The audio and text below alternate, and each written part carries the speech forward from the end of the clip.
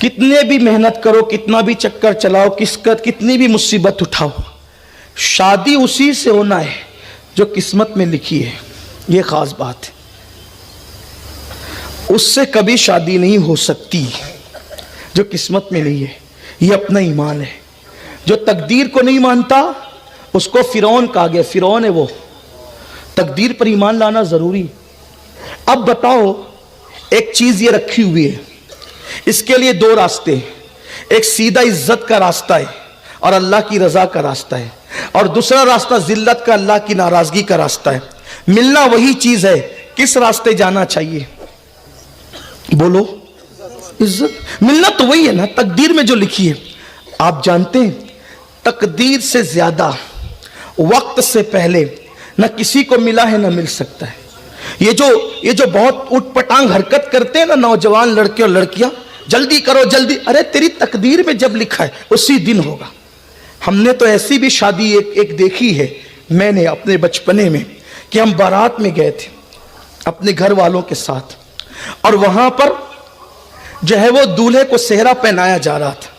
दूल्हे को सेहरा पहनाया जा रहा था, और उसी दूल्हे को सेहरा पहनाते हुए जो शख्स बारात में अपने बच्चों के साथ आया था, फैमिली के साथ, तो दुल्हन की बहन उसको पसंद आ गई, यानी जो अपनी फैमिली लेकर आया था। तो उसने कहा, यार क्या ये नहीं हो सकता कि इस गरीब की एक बेटी की शादी हो रही है तो दूसरी की भी हो जाए? उसके लिए मेरा बेटा हाजिर है, चलो एक की बजाय दोनों को सेहरा बांध दो और दोनों की शादी कर दो।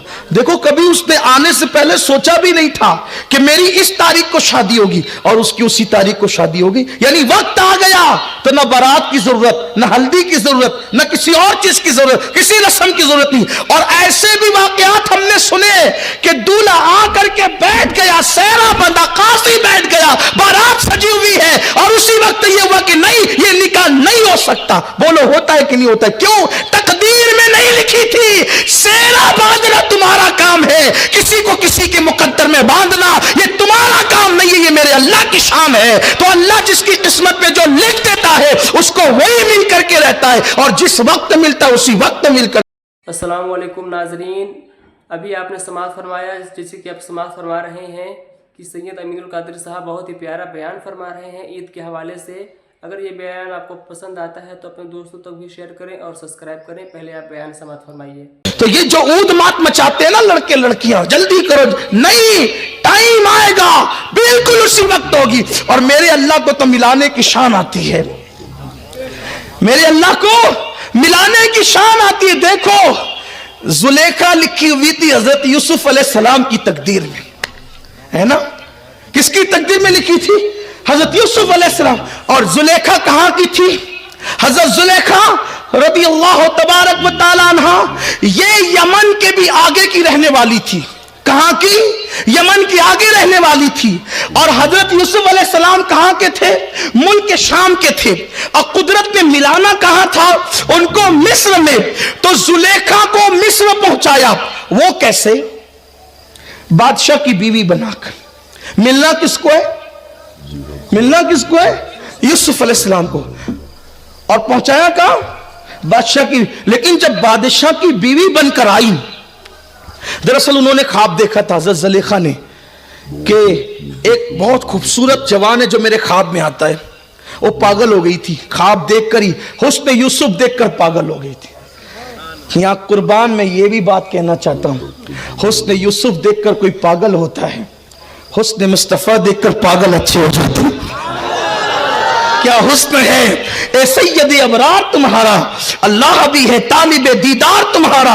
क्यों दीद के मुश्ताक ना हो हज़रत यूसुफ, अल्लाह का दीदार है दीदार तुम्हारा। अरे हुस्न यूसुफ को देखा, हुस्न यूसुफ को देखा तो मिस्र का बादशाह खरीदने आ गया। हुस्न यूसुफ को देखा तो बादशाह मिस्र खरीदने आ गया। हुस्न मुस्तफा को देखा नहीं, सिर्फ सुना तो हबशा का बादशाह नज्जाशी बिकने के लिए आ गया। हुस्न यूसुफ पे लोग खरीदने आते हैं, हुस्न मुस्तफा पे लोग बिकने आते हैं। हुस्न यूसुफ पे उंगलियां औरतों की कटती है, हुस्न मुस्तफा पर अरब के मर्द अपना सर कटाते हैं। ہائے ہائے کیا حسن مصطفیٰ ہے.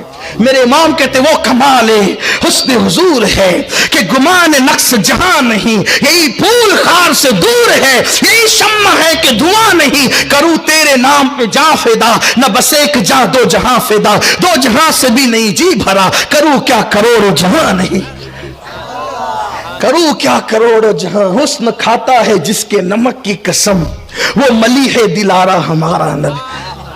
حضرت زلیخا کو پہنچایا مصر میں دلہن بنا کر. انہوں نے خواب دیکھا تھا, پاگل ہو گئی, پاگل, اور ان کے ابا نے بہت علاج کرایا, حتیٰ کہ ان کے ہاتھ پیر باندھ کر کے کمرے میں ڈال دیا گیا. بالوں کو نوچتی تھی بہت خوبصورت. اس زمانے کی سب سے خوبصورت عورت کا نام زلیخا ہے. پھر ایک دن خواب دیکھا. السلام علیکم ناظرین, اگر یہ ویڈیو آپ کو پسند آتا ہے تو اپنے دوستوں تک ضرور شیئر کریں اور اس چینل کو سبسکرائب کریں. السلام. تو پوچھا کہ تو کون ہے؟ کہا میں مصر کا بادشاہ ہوں. پھر اچھی ہوگی, پھر اچھی ہوگی. کہا ابا وہ مصر کا بادشاہ ہے, بڑے بڑے بادشاہ نے پیغام دیے, کسی کا قبول نہیں کیا. ان کے ابا بھی بادشاہ تھے, زلیخا کے ابا. کہا میں تو اپنی بیٹی مصر کے بادشاہ کے یہیں بھی آؤں گا. وہ آ گئی, لیکن آئی تو جیسے ہی گھونگھٹ اٹھا تو کہا یہ تو وہ نہیں ہے جس کو میں نے خواب میں دیکھا تھا. وہ بہت خوبصورت تھا, وہ تھوک نگلتا تھا تو تھوک جب وہ حلق کے اندر اترتا ہوا نظر آتا تھا. کہاں وہ, کہاں یہ. اب جیسے ہی گھونگھٹ اٹھا اس کو دیکھا یہ وہ نہیں ہے, لیکن تھا وہ مصر کا بادشاہ. تو قدرت نے کیا کیا پتہ ہے؟ میرے اللہ کی شان دیکھو. جیسے ہی اس بادشاہ نے ہاتھ بڑھایا, اللہ نے زلیخا کو الگ کیا اور ایک جنی کو زلیخا کی ہم شکل بنا کر اس بادشاہ کے قریب کر دیا. تو میرے یوسف کے لیے ہے, اس لیے نکاح میں آنے کے بعد بھی تیری اس طرح حفاظت کریں گے. دیکھا دیکھا, یہ شان ہے اللہ کی. اللہ کی لوگوں کو اللہ کی شانیں نہیں پتا, نہیں پتا لوگوں کو. اسی لیے لوگ بہت جلدی میں اللہ پہ ایمان لاؤ, ایسے جیسے صحابہ کا ایمان تھا.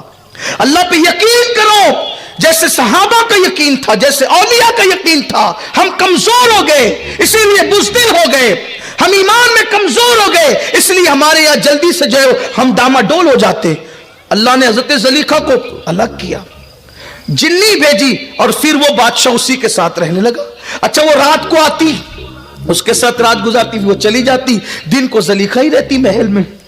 دن گزرتے گئے, ایک دن شور ہوا, غلام آیا, غلام آیا, اتنا خوبصورت آیا, اس جیسا کوئی نہیں.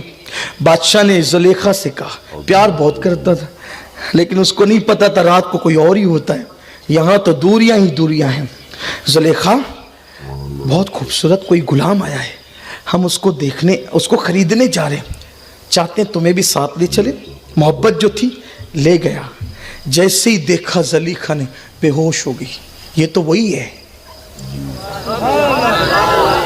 یہ تو وہی ہے جس کو میں نے خواب میں. بادشاہ کا بادشاہ جو دینا پڑے دے دے, اس کو خرید, یہ ہمارے گھر میں رہے, خرید. ہائے ہائے. اور پھر بادشاہ نے کہا کتنے میں؟ تو وہ جو لایا تھا حضرت یوسف کو, اس نے قیمت لگائی. یہ سب تولہ حضرت یوسف علیہ السلام کا وزن زیادہ تھا, حتیٰ کہ بادشاہ کا پورا خزانہ خالی ہو گیا, سب تول دیا. بادشاہ نے کہا اس سے جس کو حضرت جو یوسف علیہ السلام کو لایا تھا, کہنے لگا ایک کام کریے سب لے لے, اور یوسف کو تحفہ. سبحان اللہ. ناظرین, جیسے کہ سید امین القادری صاحب نے بہت ہی پیارا بیان فرمایا. اگر یہ ویڈیو آپ کو پسند آتا ہے تو اپنے دوستوں تک ضرور شیئر کریں اور سبسکرائب کریں. السلام علیکم. سبحان اللہ. ناظرین, جیسے کہ سید امین القادری صاحب نے بہت ہی پیارا بیان فرمایا. اگر یہ ویڈیو آپ کو پسند آتا ہے تو اپنے دوستوں تک ضرور شیئر کریں اور سبسکرائب کریں. السلام علیکم.